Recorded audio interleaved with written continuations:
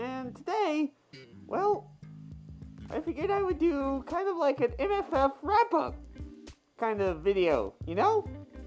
I just got back. Well, not just back, but, you know, it's the first video back from the con. So, let's do that and stuff. So, as most of you know, MFF took place last weekend.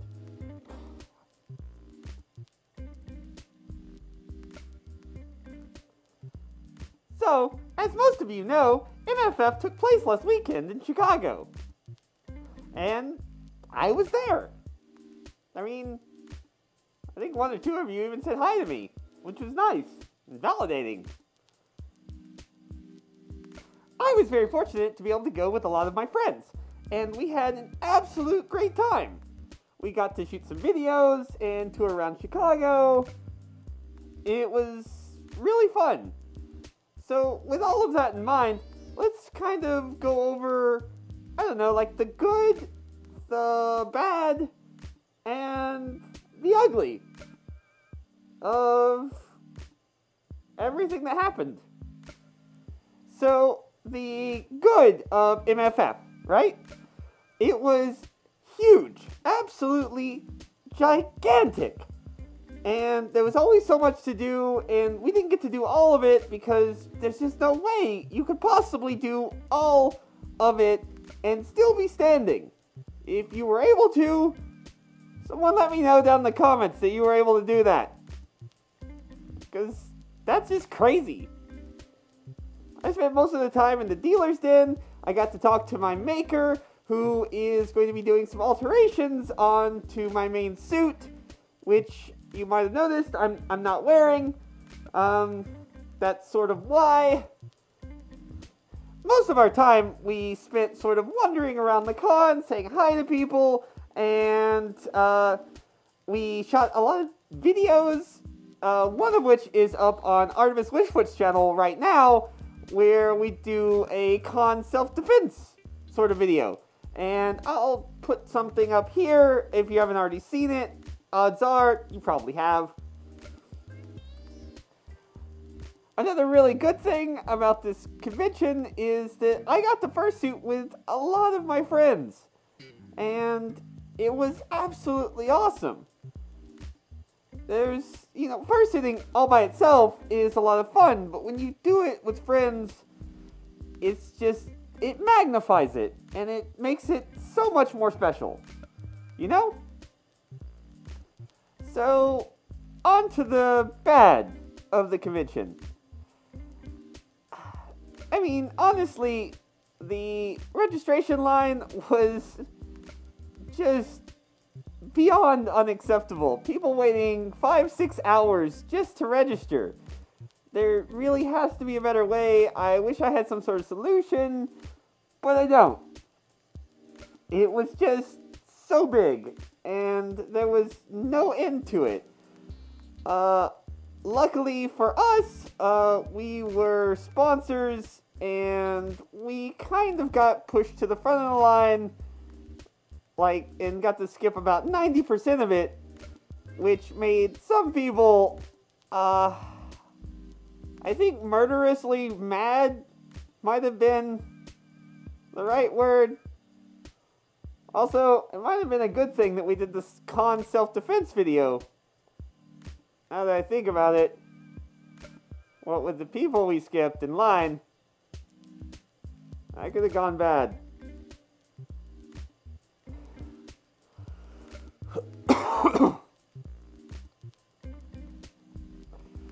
Another bad thing is sort of, well, a bit of a story, so I'll go into that. Another bad thing happened after we came back from fursuiting. Because we weren't staying in the main hotel, we had to leave our stuff in luggage in the fursuit lounge. And I left mine in between two tables, and my friends left theirs underneath the tables themselves, so they weren't visible.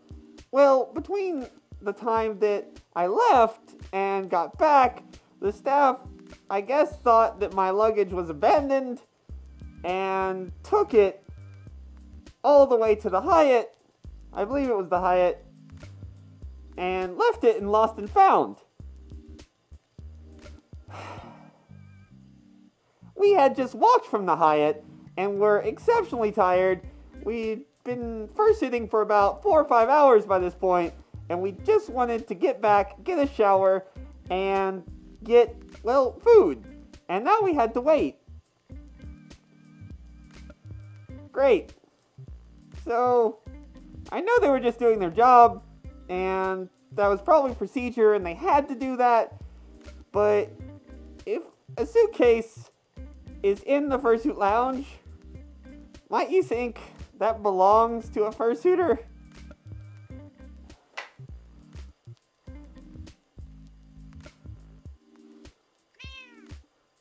Rukia, what are you doing?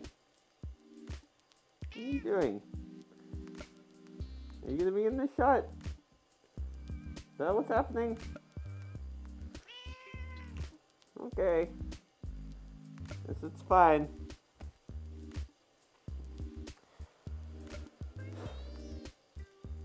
Anyway, it is sort of what the staff are going to do if they see something unattended, but wouldn't you think if luggage is left in the first sitting lounge that the people didn't just walk back to their room, you know, without it? Come on. This ended up costing us about 2 hours of our time, which sort of sucked.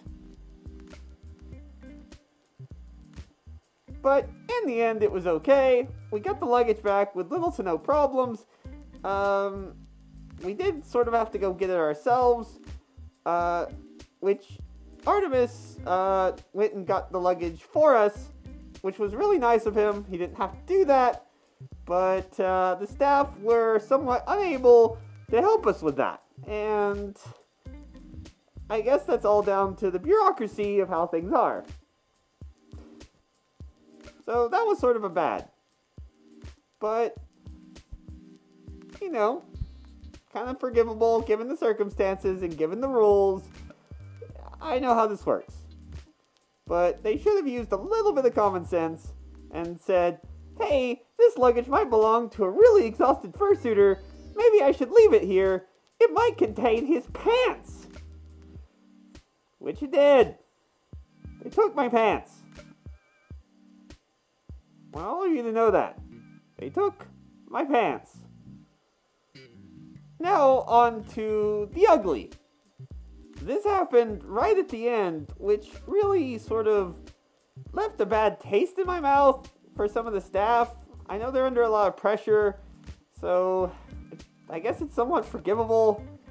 But we were standing around doing photos and things with people in front of the fursuit lounge, which we'd just gotten suited up, and within 5 minutes we were told that all the fursuiting lounges were being closed, which was not the case. Only the ones in the main convention center were being closed, but we were told differently.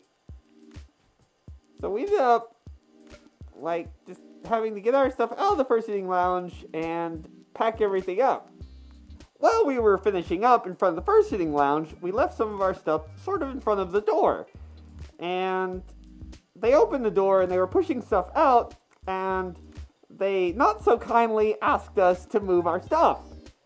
Rather forcefully. Before we could even get to our stuff, a rather obnoxious lady in the back told us to basically get our stuff and get out of the way immediately. And we didn't even have time to respond to the first person before this person was yelling at us. And it kind of left a sour taste in our mouth entirely. So, you know, I know that when you're shutting stuff down and you're trying to get stuff done and you just want to go home, you're probably not in the best mood, and that can be understandable, but not conducting yourself in a professional manner when you have paying guests is kind of wrong. and a bit unexcusable. One last thing that I thought was a good thing to kind of bring everything back to a positive light was that I got to make some of the charity members cry. And I know it sounds bad, but believe me, it was a good thing. I donated some money to them, and it apparently was enough. And a couple of them teared up quite a bit, which was good, I think. But we all got a photo together and got to pet the dogs and chat with them a little bit about their charity, which was Sit, Stay, Read. I'll put something up here about that. I think the program itself is absolutely amazing. It's really unique and worth hopefully spreading to other states. I don't think they're outside of Chicago just yet, but they're absolutely amazing, and what they do for animals and for kids is just great. This is why I chose to donate to them. I really gotta wash my paws. These are dirty. Anyway, guys, that's all I've got for right now. I'll probably talk more about some of the stories in like a story time or something another day, but for right now, that was my good, bad, and ugly of MFF. I hope you guys liked it. You know, if you were there, leave your good, bad, and ugly in the comments down below, okay? And as always, guys, I have some words to leave you with. Hope is the first step along the road that leads to disappointment. Bye!